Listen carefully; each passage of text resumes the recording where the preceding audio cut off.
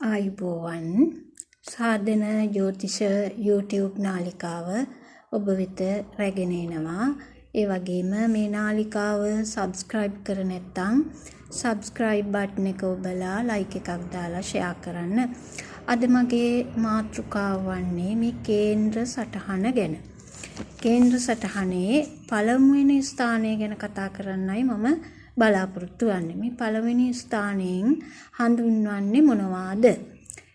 ජීවිතය, ජීවිතයේ ආරම්භය, ශරීර සෞඛ්‍ය, හිස, මුහුණ, වර්ණය, ඒ වගේම හිස කෙස්, ශරීරයේ උස මහත ස්වභාවය මේ පළවෙනි ස්ථානයෙන් පෙන්වනවා. ඒ වගේම දුක, සතුට, පිළිගැනීම, ගුණ ධර්ම, පෞරුෂය, ගුණාංග, සාමය, දැනුම, ඒ වගේම ළමා කාලය, තමන්ගේ පියාගේ ස්වභාවය, ධනය, මේ පිළිබඳවත් මේ පළවෙනි ස්ථානයෙන් හඳුනා ගන්නට පුළුවන්.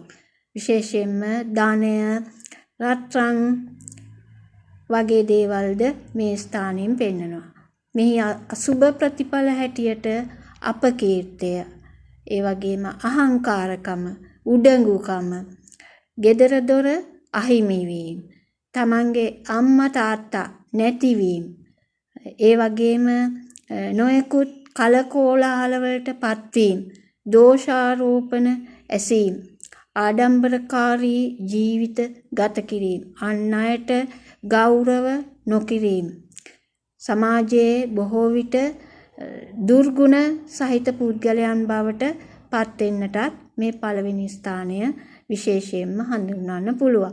ඒ වගේම හදිසි අනුතුරු, හදිසි ධනලාභ, ඒ වගේම තම පියාගේ වත්කම්, ධනය යම් යම් කාලවල විනාශ වෙන තත්ත්ව පෙන්눔 කරන ස්වභාවයක් තමයි පළවෙනි ස්ථානයෙන් පෙන්වන්නේ.